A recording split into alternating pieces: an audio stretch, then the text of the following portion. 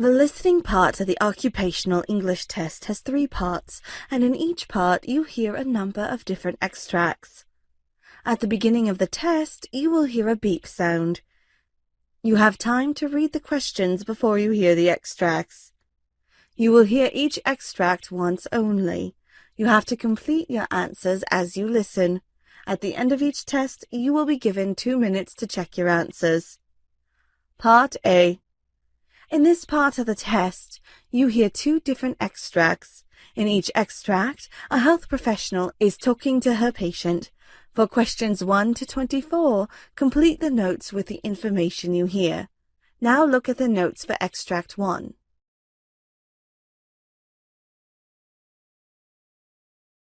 Extract 1, questions 1 to 12.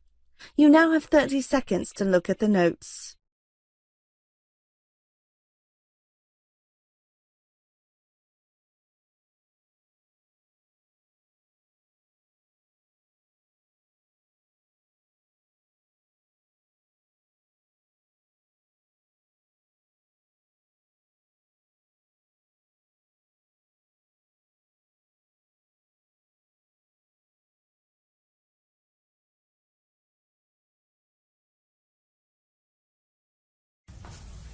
Could you please state your name and your birth date? Why are you asking me this? Well, I just want to make sure that you are who I think you are. Well, that's a good idea. Ron Jones, December 15th, 1955. Okay, and this is really just a safety check just to make sure I got the correct patient. And I do. My name is Sue, and I'm one of the nurses here. Pleased to meet you. Thank you. I'm going to just be asking you a few questions, a bit of a history, and I may be taking notes. It's just about that. So, what brings you to our clinic today? I've got a cough, but I've had a cough for a while now. This past week, it seems to be getting worse, and I'm coughing stuff up. Some stuff. Can you tell me about the stuff you're coughing up or the sputum you're bringing up? It seems yellowish, but maybe sometimes greenish looking. And how are you feeling generally overall? Well, I feel a bit tired all the time. Okay. Are you having any fever or chills? No. No? Are you on any medications? Yes, I had been taking some antibiotics. Okay. They didn't seem to do much, so I stopped taking them. Okay, well, I'm just going to give you a little information. Antibiotics work best when you take the whole dosage. If you start and stop them, the bacteria might not be killed, and then it can come back and be a little bit stronger. And it's one of the medications where you should take the whole dose with, and it's usually only 7 or 10 days at a time, but you should take all of it. Oh, I didn't know that. Thanks for the information. Oh, no problem. Back to your cough. Are you a smoker? Yes, I smoked for a long time. Okay, can you tell me how many years of smoking that is? 2 packs a day, just about. And for how long? 35 years now. Have you ever thought about quitting? Yes, but it's really hard now. Yeah, I've heard that it is. I haven't experienced that, but I have some information on a smoker's helpline. Would you like to see that? Sure. What have I got to lose? Okay, well, I'll give that to you before you leave. I know you've told me you don't have a fever, but I would like to take your blood pressure, pulse, your vital signs just before the doctor comes to see you. So is that okay with you? Sure. And then I'd like to listen to your chest as well. Okay.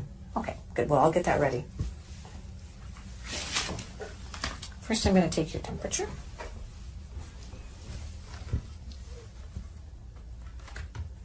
Okay. So just stick this under your tongue. I'll hold it because it's kind of heavy. Should be beeping in a minute. Great. Okay. I'm just going to put this in the garbage.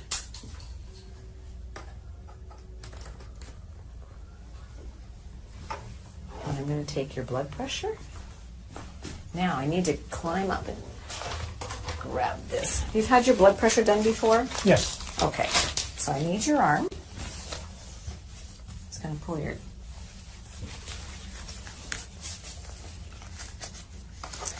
And I'm going to have to get my stethoscope. And have you had your blood pressure done before? Yes. Okay, do you know what it is? No. No. Now I'll take your blood pressure.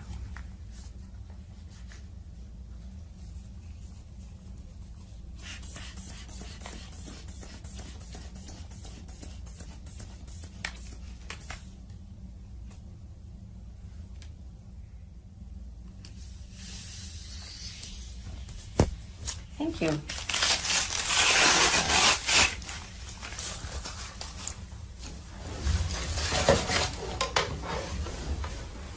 Now, lastly, I'll check your pulse. Excuse me.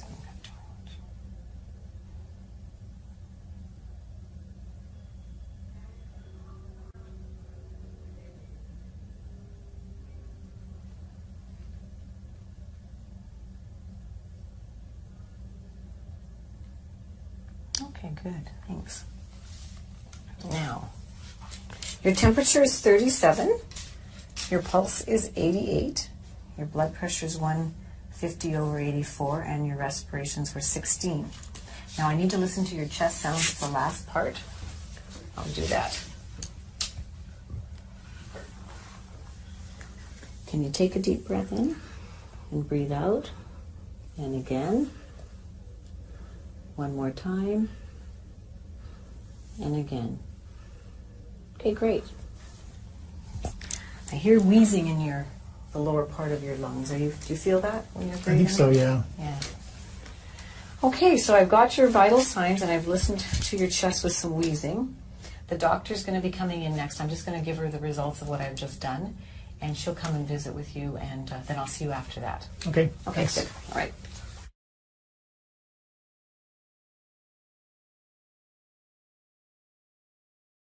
Okay, I'm back. The doctor has heard the very same things that I heard. She's told me she's going to give you some inhalers to use at home. Have you ever used an inhaler before? Yes, I have, but they even showed me how to use a spacer. Oh, that's great. The spacer is supposed to help get the drug down deep into your lungs where it can work where it's supposed to. And have you ever had 2 inhalers before? No, why? Well, they're 2 different drugs, and you need to know which one you should take first for the best medication usage for your body. So one of the inhalers opens the tubes in your respiratory lungs a little bit bigger, so it should be taken first. And then when you take the second drug, it goes a little bit deeper. It can go, the passageway is bigger, so it can go down into your lungs better, and it's an anti-inflammatory, so that drug is best to go second to get down to where the inflammation in your lungs is happening, causing you some problems. I had no idea that it would matter which one I took first. Yeah, you know what? Many people don't know that, so that's why I explained it, because if you understand, it makes so much more sense in how you should take them. I've learned a lot today, both about antibiotics and now inhalers. Yeah, good. I'm glad I could help with the information, and anything. So what's next? Well, I think you can go home with your prescriptions. The doctor wants you to come back in about 10 days and take another course of antibiotics, but the whole dose. And 10 days later from now, you can make an appointment. So you can make the appointment today on your way out, and you'll be seen again then. Okay, thanks for everything. I'll see you next week. Oh yeah, can I get that helpline number? Oh, right, I did get it when I was out of the room, so here it is. It's for you, the helpline number, and you give them a call and see what happens. Okay, thanks. Okay, great. Bye. Bye-bye.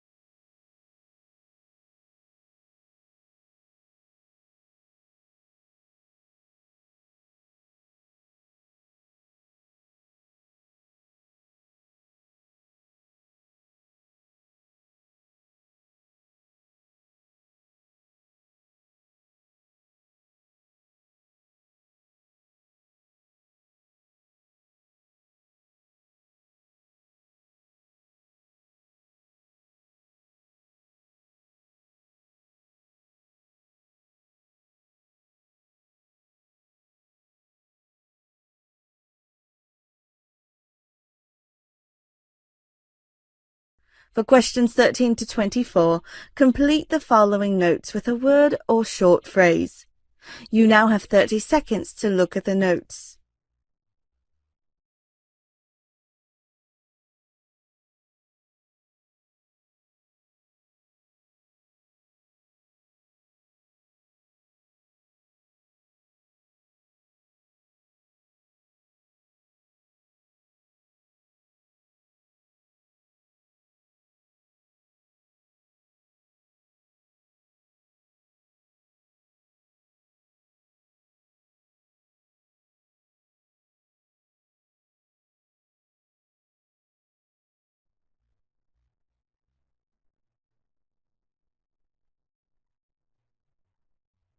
Mr. Murray, I'm Dr. Corbett. Nice to meet you, John. Yes, sir. Nice to meet you.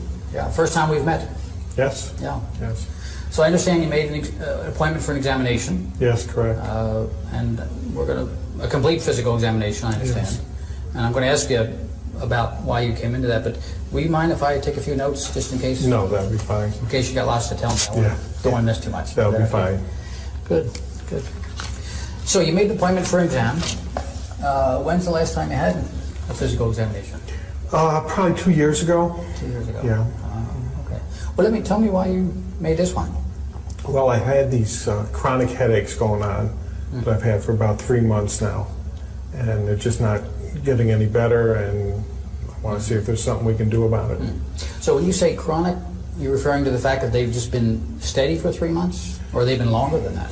Well, it started 3 months ago, and they're like every other day or so, and now I'm having them every day. And So you have no days when you don't have a headache? I have a headache every day. But at the beginning, it didn't seem to be quite as noticeable then for you. No. Describe the headaches. Where are they, and what do they feel like?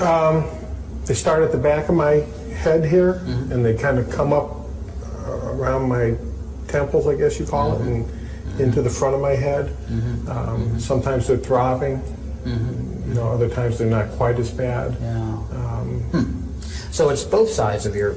Yeah. It starts in the back and comes up the front. Correct.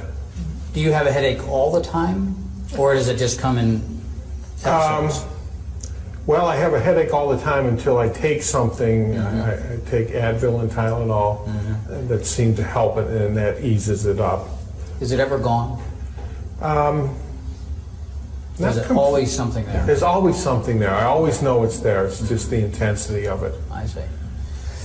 Can you tell me a little bit more about what you notice? For example, when is it the worst? At night, in the morning, or doesn't it make a difference?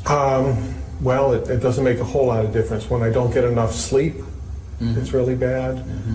If I move my head in a certain way, or if I strain or stretch my head in a certain way, it seems Like to be what worse. way? Can you show me that? If I go like, you know, to the back, or if I'm, you know, bending over, just any exaggerated moves. Any exaggerated move makes it seems worse. to make it worse. Yeah. And if I don't take the Advil and the Tylenol, it seems to be worse. Makes it worse too. I see. So this 3 months ago it started. It's both sides. It's in the back, and you can make it worse if you either extend or Yes. lean forward for too long. Is Yes, that the idea? just I call them exaggerated head movements. Yeah. What happens when you're lying down? Does that ease it or make it worse? I think that makes it, eases it some. It does. You know, especially if I can get some sleep. I see. It seems to ease it up some. So the act of lying down and sleeping doesn't make it worse. No, I would Makes it say. better, maybe. Yes. I see. I see. Does it change based on if you're eating, for example? No. You know, Does eating make it worse or better? No, eating doesn't seem to So having a full stomach exasperate it. doesn't seem No. to bother it at all either, huh? How about if you're concentrating, is when you're driving or reading? No, it doesn't make it worse, except when it's really bad. I have a hard time focusing. Okay, You yeah, know. that's helpful. Yeah. Yeah. Does it ever seem to be more one side than the other? No, it always seems to come up and be just kind of like meets in the middle. Meets in the middle, huh? Starts in the back, Yeah. goes around, meets in the Meets middle. Like a tight band. Yep, yep, yep. And the part that's always there is what? In the back or all over? I would say in the back. In the back Yeah. too. It always starts in the back. I got rear-ended in a car accident, and I can remember my neck got jerked, and I had a sore neck for a couple days, and then the headache started shortly after that. So that accident started this thing off. That's when it all So started. you had no headache before this? No, I had no That's helpful. previous headaches. So tell me about that. How fast were you? Were they going? Well, it wasn't very fast. It was in a parking lot, and I was backing out, and somebody else was backing out the other way, and we met. And I just remember that jerk of my head, Gotcha. and having a stiff, sore neck. for So a couple both days. cars couldn't have been going more than start up. Yeah. Okay. 5 miles an hour or something like that. Did you strike your head when that happened? No. Did you recall? Not that I recall. Yeah. I just remember it kind of being, I guess they call it whiplash. Did you get out of the car right away? No, I sat there for a few minutes and then I got out of the Did car. you? It startled me. Did you? Yeah. Then you said the headache started after that. How long after the actual accident did the headache start? 3 or 4 days after. So it wasn't right away. There was a Wasn't little right bit of a away, warm up. yeah. There was a kind of an interval in there where you Yes. felt fine. I see. Did you think that you had hurt yourself? I didn't think I really had hurt myself. I didn't, you know, I felt startled and, you know, just kind of shaken, but I didn't feel like I was really injured. It didn't. Okay. I didn't go to the hospital or anything like that. Yeah. Have you? And you said you take some things for it. What actually helps it? What do you? Tylenol and Advil. I take, I guess it's, How much do you take? I take a lot. I take 16 Advils, 4 tabs, 4 times a day, Wow. and I take, Self-prescribed? yes, 2 Tylenols 4 times a day. So I'm taking 8 Tylenol and 16. 24 pills a day. Wow. I take it you warmed up to that. That you weren't using Right. it. I started out I with see. less and it wasn't working, so I just I kept see. adding to it, and it does give me some relief. It's a lot of medication. It doesn't, yeah, it seems like too much. That's one Does of that- the reasons I came to see you. Good for you. Yeah. Does that mean it just keeps getting worse? The headaches just kept getting worse in the severity of them, yes. Yeah. That's a lot of medication. Yes. Before you had this accident, did you use those medications much, if at all? No, very seldom. No, never had to take that kind of thing with No. any regularity at all? No. Okay, okay. I need to know, too, what else do you experience? Anything else? Does this make your body feel different or painful or uncomfortable in any way? It makes you feel stressed. I feel stressful with it. I can't sleep well. It's uncomfortable. Yeah. It's just kind of a nagging thing that's there all the time. Does it bother your shoulders, your arms? You feel anything down here? No, no, Strength, pretty good. tingling? No, no. Not really. How about just being able to use your arms in normal motion? Yeah, That's not disturbed at all? No, that's fine. I see, That's I fine. see. Wow, so you had an accident, took a couple of days for this thing to get to you, 3 or 4 days, but then it started bothering you and persist, and now almost has this stubborn worsening. Is that what I'm... Daily. Daily. What kind of work do you do? I work in a car dealership. I'm a service manager. Oh, yeah. Yeah. So has this had an impact on your ability to just do your normal stuff? Well, again, it has in that it's uncomfortable. I feel stressed because of it. I'm able to do my job. I So like you my can job. do your work? Have you missed any days from work? I think I missed 2 days in the beginning, but I've been at work since then. I'm able to go to work, but I make sure I have my Advil and Tylenol with me. Other than that, I'm working. You sound like a okay. great employee to me. To work through this kind of thing is pretty difficult. Well, I like what I do. You know, I work on vintage cars on the side. I see. Yeah. And so I Okay. try to make it. You know, I have a sense of what you're telling me. What's your diagnosis? I don't know if I did something to my spinal column back there. I don't know what you guys call it, but something happened when I got hit, is what I think. A jerk did something. Other than that, I don't really know what it is. But you're fairly sure there was a couple of days in there where it wasn't obvious to you that there was anything wrong.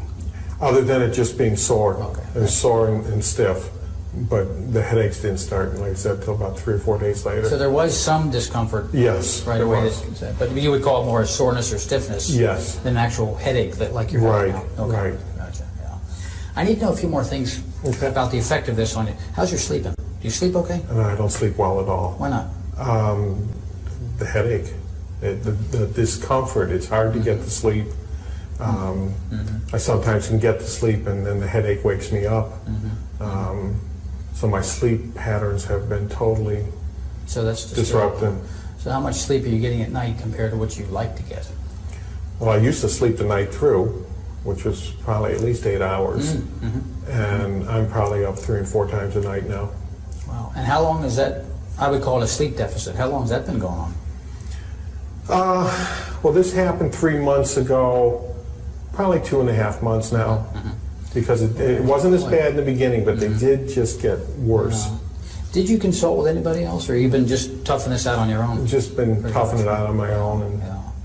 trying to, hoping it will go away, but it's just getting worse. But you have been able to do your work, think, use your hands? Yes. Nothing disturbing that way, huh? No. Gotcha. Anybody else know? Did your wife, are you married? Yes, I am. You've been talking to your wife about this? She certainly knows.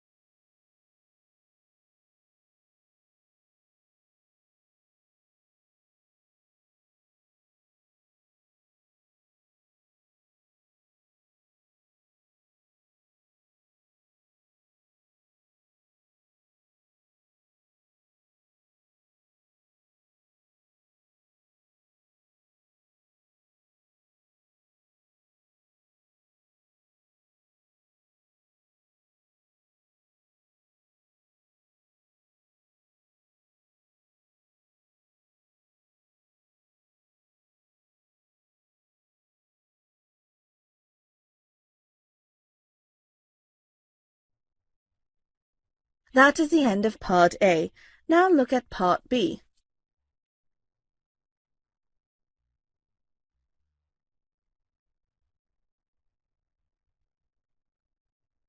Part B. In this part of the test, you will hear 6 different extracts. In each extract, you will hear people talking in a different healthcare environment. For questions 25 to 30, choose the answer A, B, or C, which fits best according to what you hear. You will have time to read each question before you listen to the audio. Complete the answers as you listen to the audio. Now look at question 25. So, can I listen into the baby? And yeah, of course. And are you managing to do any exercise at all? Not really. No. And I go for walks some evenings, but not every evening. Well, walking's really good. Yeah. Yeah, and you can practice on your back and pop your hands down. And how many weeks are you now? 32. I feel just right. That's really good. So I'm just going to feel round. Tommy, did they do this at the hospital? No. No. Okay, so I feel the biggest part of the baby is the head. So you start feeling for the head or the bottom. The hardest parts are the bottom and the head. Okay. And then with my hands doing this gently, the baby's being moved in the fluid. Yeah. And I can feel, just go soft, sink into the, you're comfortable? Yeah. It's not easy with a camera on you, is it? And I can just feel the back of the baby, which is over on this side. Okay. And then this might, because I'm pressing down, so take a breath in. And as I press down, it might be a little bit uncomfortable. You breathe out, go.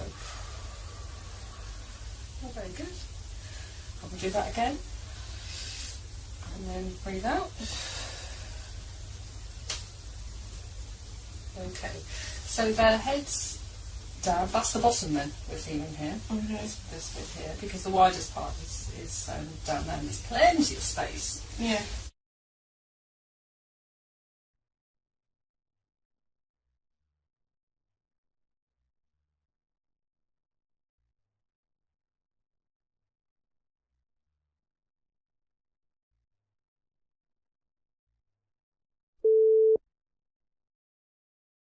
You know, nurses often play an integral role in all of our lives. They're the comforters and caregivers in the best and worst of times. And this week is National Nurses Week, by the way. And Perry has a very touching story of a nurse and her patient.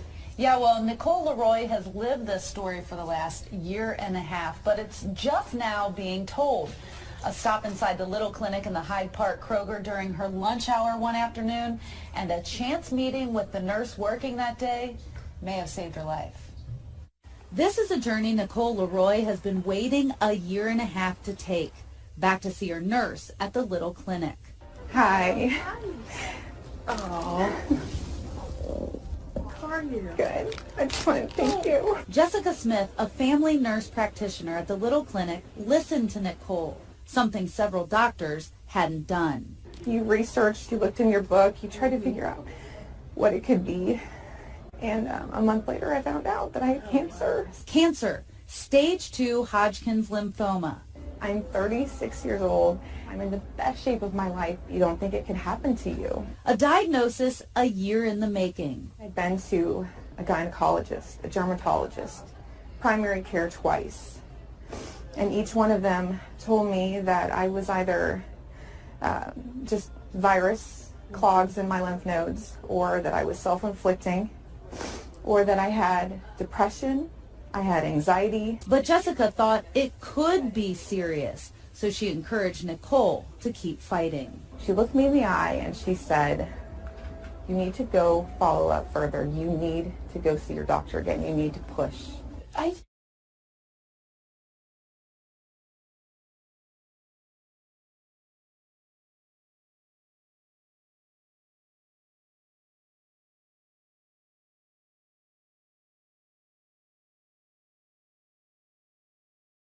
Internal medicine. So you as a doctor may be seeing dozens of patients in a single day. How will a system like this affect your day?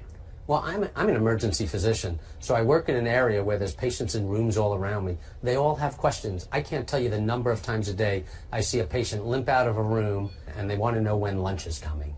If we could get them the answers without them having to come out and search for someone to answer the question, it's a win for everybody.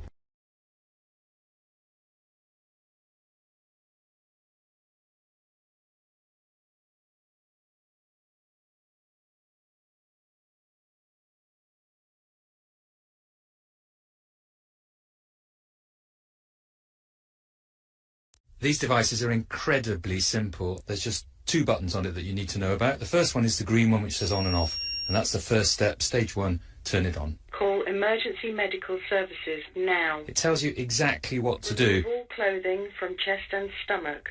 Peel off the pad labelled 1. Now we've got the pads on the patient's chest. The next thing is the device will analyse the rhythm and recommend a shock if appropriate. Patient. Shock advised. Stand clear. It's asking me to press the button to give the shock. Shock delivered. So that's the shock delivered. Now what will happen is that you'll carry on doing CPR if appropriate, and the machine will go into a cycle then when it reanalyses and gives further shocks if need be. But all you need to do is just listen to what it's telling you. Begin CPR now.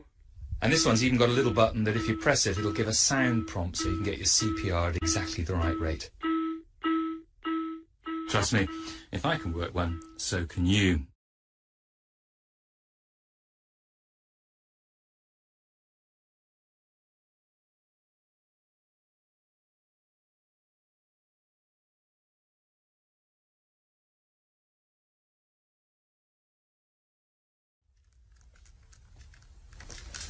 Excuse me, I'm a little chilly. Can I have that blanket, please? What? What do you mean? The blanket. I'm a little cold. Did we do surgery on your arms? Excuse me? Did we do surgery on your arms? No, but I'm in a lot of pain. I want to see you go grab that blanket and pull it up. There is no reason why you can't pull that blanket up. I have a lot of back pain, though. Can I have some medication? Well, you're supposed to be in pain. You had surgery, so you're going to be in some pain. Hold on a minute. I have a lot of pain, though, ma'am. Okay, I'll be in a little bit.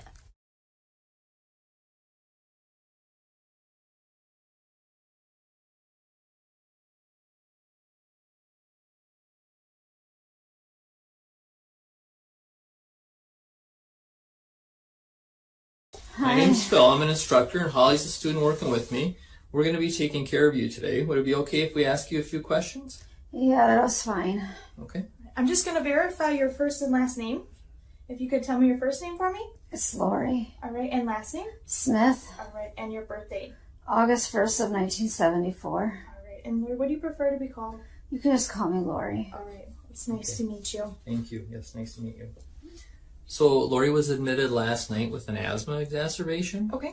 During the night you had a couple of breathing treatments, correct? Yes. Okay. You feeling better since the breathing treatments? Yeah. Okay. They also gave her some prednisone as well during the night. Okay. So the plan hopefully is to have you discharged later today if you continue to feel better. Okay. Do you have any questions for us so far? Am I getting any more treatments before I leave? So they have another treatment scheduled in about an hour for you. Okay. If things get worse before then, you can give us a call and we'll certainly be back in and we can reassess the situation then. Okay. Would you mind if we listen to your lungs at all? No, go ahead. That's fine. How's your breathing right now? It's better than it was. Okay. Any pain at all anywhere? No. Okay. I'm just going to go ahead and take a listen here. You could take some nice deep breaths for me, okay?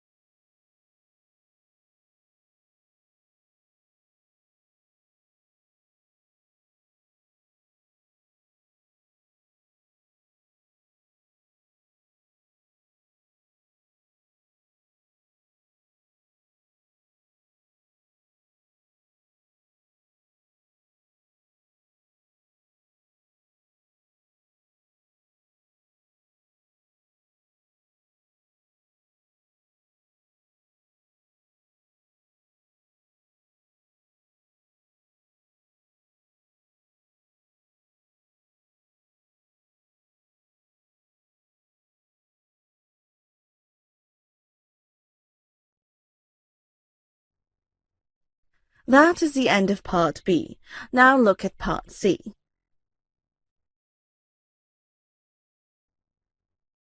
Part C. In this part of the test, you'll hear two different extracts. In each extract, you'll hear health professionals talking about specific aspects of their work. For questions 31 to 42, choose the answer A, B, or C, which fits best according to what you hear. Complete the answers as you listen to the audio. Now look at Extract 1.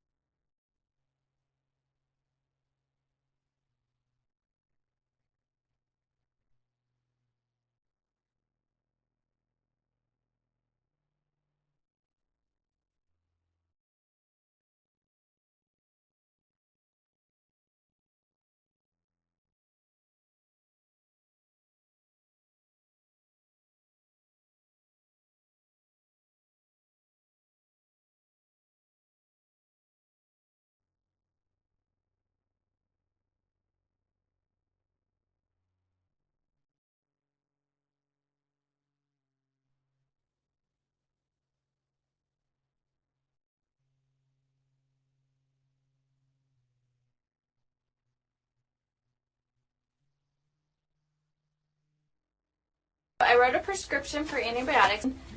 I did want to talk to you, though. I'm a little bit concerned looking through his chart at how many ear infections he's had recently, and I noticed that you had checked the box that someone's smoking in the home, so I was wondering if you can tell me a little more about that. Well, it's just me and him, and I do smoke. I try really hard not to smoke around him, but I've been smoking for 10 years, except when I was pregnant with him. But it's so stressful being a single mom and having a full-time job, and so it's just, that's why I started smoking again. You have a lot of things going on, and smoking's kind of a way to relax and de-stress. Yes, yeah. Some people have a glass of wine, I have a cigarette. Sure. And it sounds like you're trying not to smoke around him. Why did you make that decision? I know it's not good for him. I mean, I've read those things about ear infections and asthma and stuff, but other kids have ear infections and their parents don't smoke. So on the one hand, you're worried about how your smoking might be affecting him, and on the other hand, you're not so sure if it's really the smoking that's causing these problems. Right. Yeah. I mean, he doesn't have asthma. He hasn't had a lot of other problems that his other friends have. So, and I've thought about quitting before in the past, but I just don't see how it's possible right now. What made you decide to quit smoking when you were pregnant? Well, he was inside me and we were sharing everything, and I knew that he would get some of that, and I just didn't think I could live with myself if something happened to him. Right now, though, it feels almost too difficult to even manage or even to try. Yeah, exactly. How were you successful when you quit before? I don't know. I think about it now. I don't even know how I did it. I just did it. You know, I just couldn't imagine like him not being born or going into labor early and him having problems and stuff like that, all the stuff that they talk about with women who smoke. So that was just enough to say, okay, you know what, I'm not going to risk that. So the risks were so scary then that you were able to stop, but they don't feel as scary to you now. No, I mean, we're two separate people, and like I said, I try really hard not to smoke around him. I'm pretty good about that. I don't let other people smoke around him. So you're doing the best you can do. Yes. Yeah. Okay, but it sounds to me too like part of you really does want to quit. Yeah, I know that I need to, and I keep every new year I say, okay, this year I'm going to quit smoking, but then something happens and it just doesn't. It's on your to-do list. It's just not making it to the top. Yeah. If you did decide to quit, on a scale of 1 to 10, where 1 is not at all confident, you don't think you could do it, and 10 is you feel pretty certain that you could, where do you think you fall right now? Probably like a 5. Kind of in the unsure area. Like, I know I've done it before, so I know I can do it, but at the same time, it just seems really hard, and it's not the same situation. Well, what made you say 5 rather than 2 or 3? I know all the ways it's bad for me, and I don't want him to grow up thinking that it's okay to smoke. I don't want him to use any kind of, I don't want him to chew or anything like that. So I know I need to, especially before he gets old enough to understand what mommy's doing, but I just don't know if I can do it. Okay. So it sounds like you have a lot of reasons why you'd like to quit. You have been successful quitting in the past, and right now you're just feeling a little bit hesitant about your ability to do it. Yeah. Where do you think we should go from here? I don't know. I'd like some help. I just don't know what kind of help I need. Sure. Well, if you'd be interested, that's something I can definitely talk to you about. There are a lot of new options that can actually help people be way more successful in their attempt at quitting. There's different medications you can try. I don't like medicine. Okay. There's also a lot of support groups and classes that you can take where you have other people to go through it with you, and sometimes just having that support can be a big part of it, especially for people like you where smoking is such a stress reliever. That sounds nice, but I'm not sure if I have the time for all that. Sure. It feels like something that would take up a lot of time and maybe not fit into your life. I wonder if we could talk about some options that might fit into your life. That would be really nice. Okay, well, if you're willing, then we could set up another appointment where you could come in and we could talk more about that. I would like that. That would be great. Great. Thank you. Sure.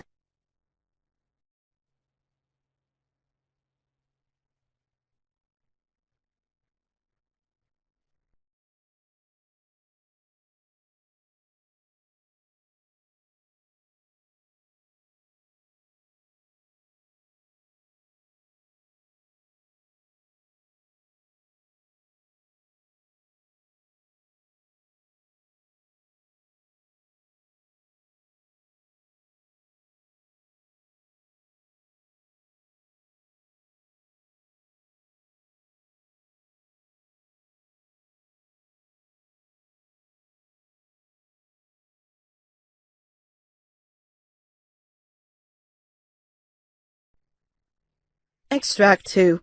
Questions 37 to 42.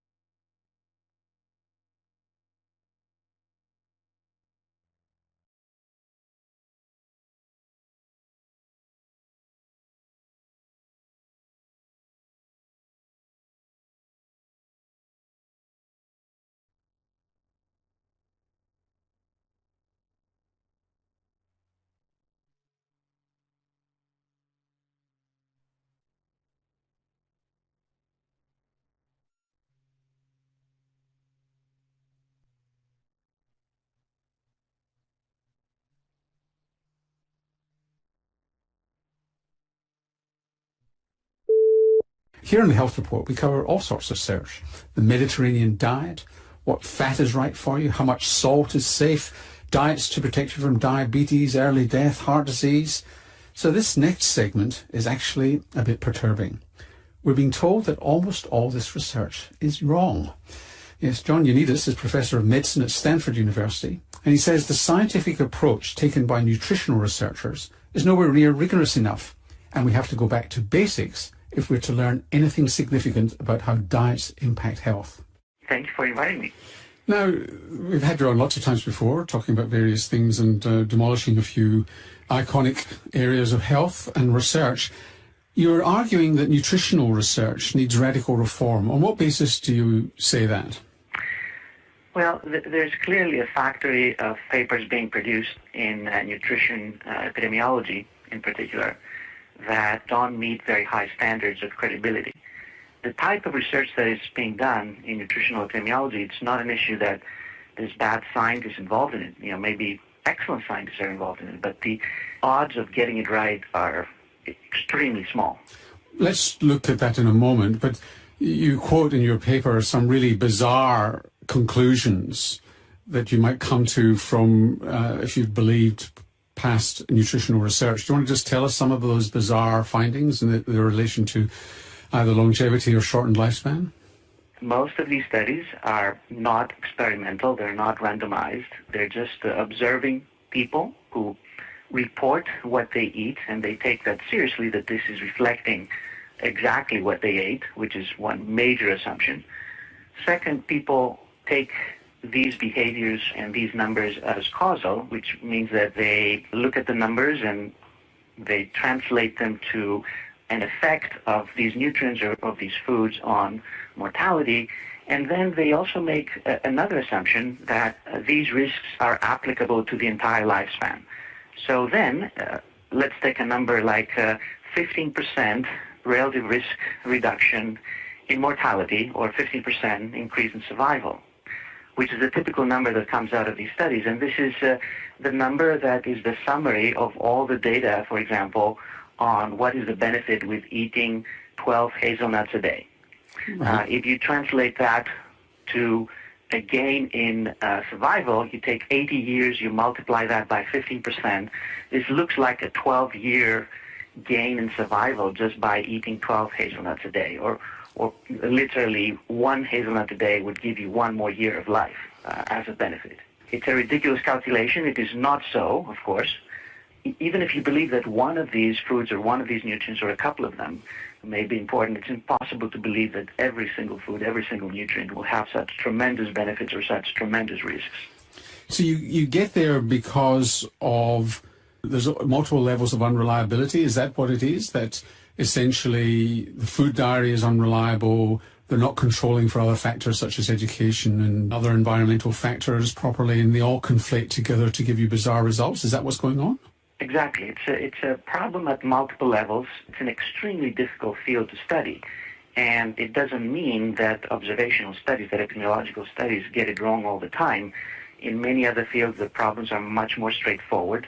For example, we know for sure that smoking is killing zillions of people. It will kill 1 billion people in the next century unless we do something. But the effect of smoking is huge. The risk increases 20-fold if someone is smoking for getting lung cancer. But just to challenge you on that, whilst we're confident in smoking, why are we confident in smoking and not in coffee? Because there have been no randomized controlled trials of getting people to smoke and other people not to smoke. I mean, so that's still on observational studies, is it not? The major difference with smoking is that the effect is tremendous. We're talking, as I said, of a 20-fold increase in risk of lung cancer, 10-fold increase in cardiovascular disease. Many other diseases have tremendous increase in risk. For each single nutrient, each single things that we eat or drink, the effects, even if you take these studies literally, are much, much, much smaller. And based on what we know from some randomized trials that we have done, the effects are pretty much close to null, if not exactly null. I mean, it's very likely that they're exactly null, which means that it's a complete waste to even try to pursue them any further. What about... We cannot really use epidemiology to study a relative risk of 1.01. We can do it to study a relative risk of 20, which was the case for smoking. And just to dissect that out for people who don't know the statistics, is that 1.01 is, there's no effect, 1.01 is just tiny, whereas 20, an effect of 20 is 20 times the risk. So 1.01 is just a little bit over what would be normal and probably within normal limits. So what about eating patterns? I mean, you yourself have been involved in trials of the Mediterranean diet. So I think that eating patterns, in theory, might be able to get you a little bit of that complexity of all these nutrients interacting together. But even those are very difficult, if not impossible, to study within an observational context. Again, you have most of these problems operating. Number one, you need to ask people what type of eating pattern they're following, and responses may be accurate or very often may be very inaccurate, especially if you try to recall what you ate and tell what you're doing. Just try it to yourself and see whether that information would be reliable. The second problem is that you still have extreme complexity among all these nutrients. We have over 200,000 different foods that you can combine in different ways. There's no clear eating pattern that each one of us is following. We follow different eating patterns in different periods of our lives and different days even. And it also changes all the time. If you superimpose the way that we react to all of these chemicals that we digest, our metabolic profile, also our genetic profile might affect how we react. Circumstances, our environment, socioeconomic factors that dictate what we decide to eat or not eat, and what we do or don't do with our life at the same time. It's an extremely complex system.